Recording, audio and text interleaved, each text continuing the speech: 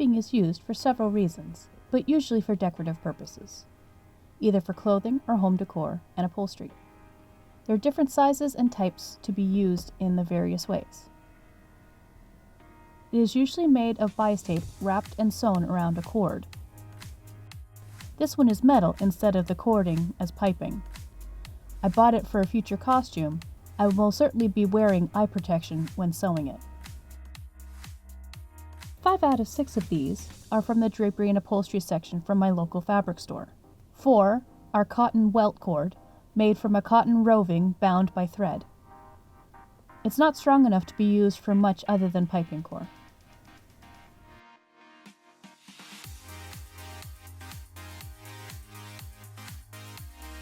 This is a paper welt cord.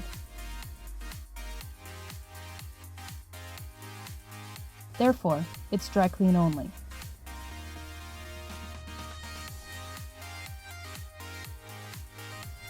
I've made piping from different types of cord. This one is an old nylon drapery cord.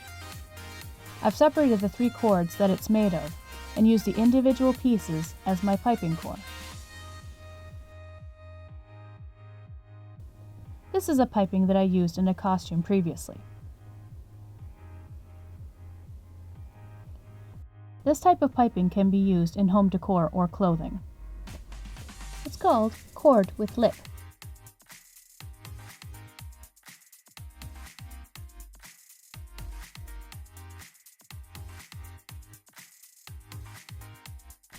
In this demonstration, I'm going to be using the bias tape that I made in the previous tutorial.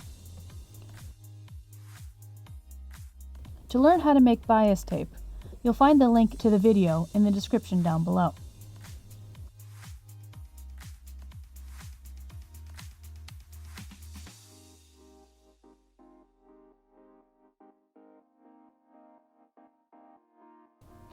I'm going to be using this basic twist cord as the piping core.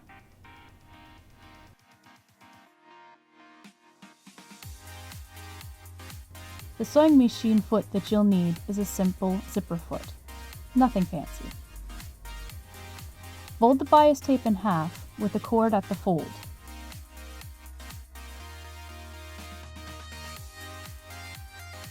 And stitch.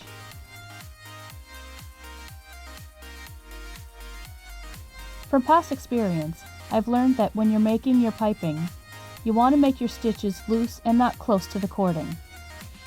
Just close enough to keep it together.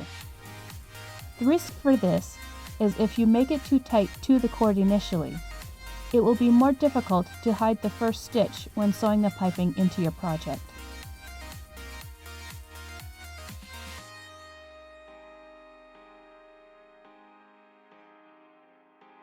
Once you've sewn your piping, place the raw edges together and sandwich it between your fabric.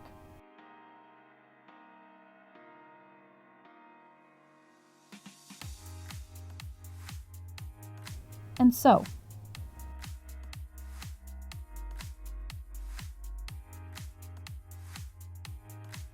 This is where you'll try and get as close to the cording as possible. My secret is, try and sew the cord itself.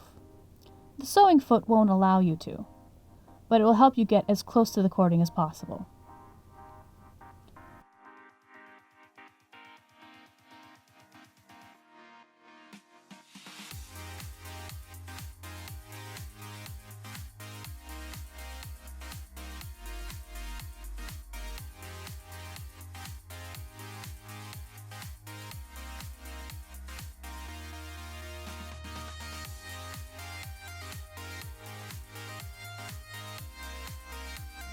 Once finished, it will look like this.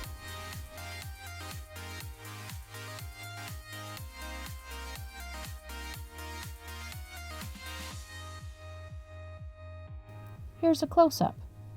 Even with the black thread used as a contrast, it's barely visible.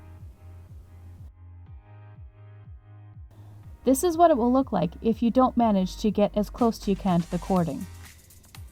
Don't be afraid to go back and sew a second row of stitches.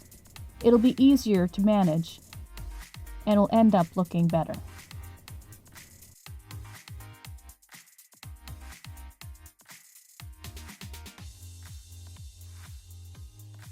In the previous video, I explained the different directions of fabric, and the bias tape is done on a 45-degree angle to allow stretch with non-stretch fabrics.